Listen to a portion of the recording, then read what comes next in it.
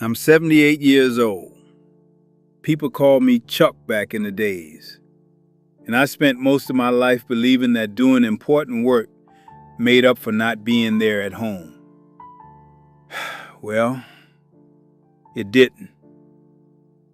I didn't come to that conclusion late at night with some big realization. I came to it slowly, piece by piece. You know, mostly after it stopped mattering whether I understood it or not. I worked in emergency departments for 42 years.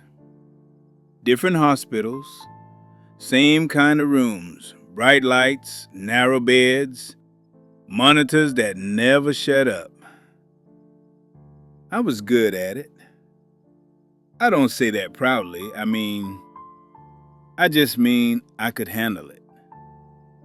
I didn't panic. I made decisions quickly. I stayed calm when other people couldn't. That mattered. People live because of it, you know. What I didn't understand, or maybe didn't want to look at, was what that work cost the people waiting for me at home. I really didn't look at it. I met my wife, Ann, in 1969. I was a resident then, working too many hours, always tired. She worked at the hospital cafeteria. I remember standing in line with a plastic tray. Meatloaf night. She joked about how nobody ever finished the vegetables. I laughed harder than it deserved. It felt good, you know, to talk to someone who wasn't asking me for anything. We got married 2 years later. Small church, folding chairs. My father kept clearing his throat because he was nervous. The morning after the wedding, I went back to the hospital. Ann stayed home alone that first day. I told myself that was normal. That's what being serious looked like. That's what I thought then. The first few years were busy in a way that felt temporary. Residency, fellowship, extra shifts. We lived in a narrow apartment near the freeway. The walls were thin. You could hear people arguing next door. I'd come home late, sometimes after midnight. Ann would already be asleep, or pretending to be. I'd sit at the small kitchen table, still wearing my shoes, hands smelling like disinfectant no matter how much I washed them. I told myself the quiet meant peace. You know, that silence felt acceptable. In 1976, our son Mark was born. I was on call when Ann went into labor. Another doctor delivered him. I arrived an hour later, hair uncombed, shirt wrinkled. I held Mark briefly, then took a call in the hallway. I remember Ann watching me leave the room. She didn't say anything. That silence felt easier than a complaint. It did. Here's the thing I believed then, and for a long time after. I believed that being responsible, being useful, being needed, covered for everything else. I thought if the work mattered, the absence was justified. You know what I mean. That belief shaped everything. In 1982, I missed Mark's first school play. He was supposed to be a tree, something simple. Ann reminded me that morning. I said I'd try. The department was short that night. Someone called in sick. I stayed. When I got home, Ann didn't say anything right away. Later, she told me Mark kept looking toward the back of the room. I said, "He's too young to remember." That was my conclusion then. I was wrong. Kids remember who shows up, you know? They really do. In the late 80s, Ann started eating dinner alone most nights. She'd leave a plate in the oven, covered with foil. Sometimes it was cold by the time I got to it. Sometimes I didn't eat it at all. We talked about schedules, logistics, not much else. That's what we talked about. In 1993, Ann's father had a stroke. Rehabilitation center across town. She went every afternoon after work. I went once. I remember standing in the hallway, arms crossed, waiting to leave. Ann asked me to come again the next day. Said I couldn't get away. That was another conclusion I made without thinking. If I couldn't fix it, I didn't need to be there. In the emergency room, presence always had a purpose. At home, presence was quieter. I didn't understand how to sit without solving something. You know, the irreversible moment didn't come with alarms or urgency. It came quietly. In 2007, Ann started complaining about stomach pain.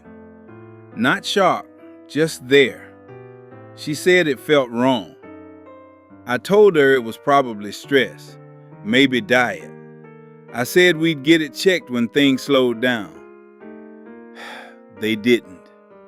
By the time I insisted on tests, the kind I should have pushed for sooner, the answers came fast. Too fast. Pancreatic cancer, advanced. I remember sitting in the exam room, vinyl chair sticking to my legs, the doctor explaining options, percentages, timelines. Ann held my hand. I didn't look at her. I was busy doing the math. You know, that's what I did. Treatment took over everything. Appointments, medications, fatigue that never lifted. I drove her. I organized schedules. I kept things moving. But I still didn't say the things I had postponed for decades. I still didn't say them. One afternoon, she was lying on the couch, light coming through the blinds. She asked me, "Do you ever wish you'd been home more?" I said, "I did what I thought was right." She nodded. That nod is the moment I replay the most, you know, over and over.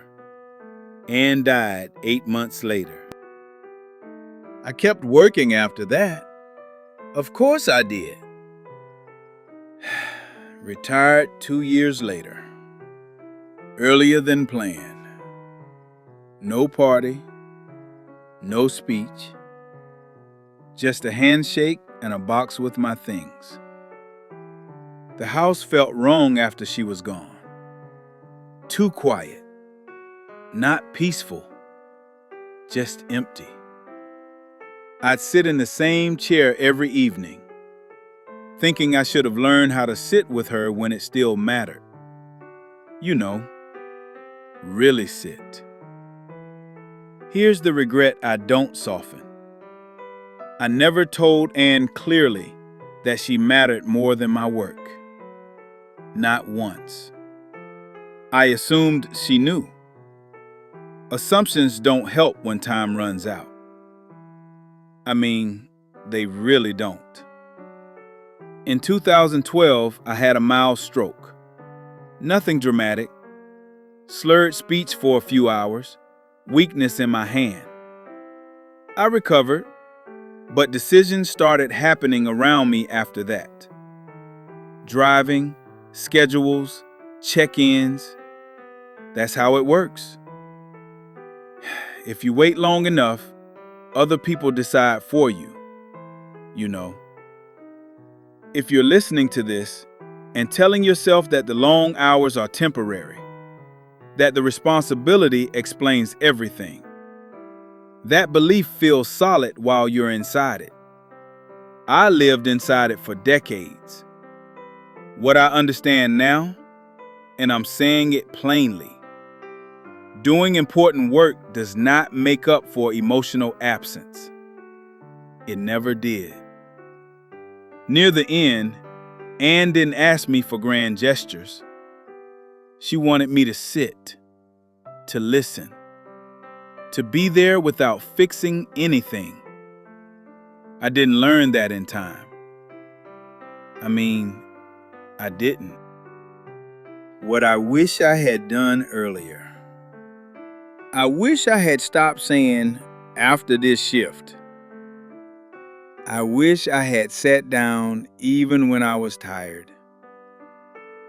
I wish I had said the simple things out loud before they turned into regrets. There may still be time for some people, maybe for you, but it moves quietly. It doesn't warn you. You know, I don't have much else to add. My hands shake more now. I forget words. But this part is clear. I spent my life saving strangers, and I let the person closest to me wait too long. I think that's all I have today. Yeah, that's enough.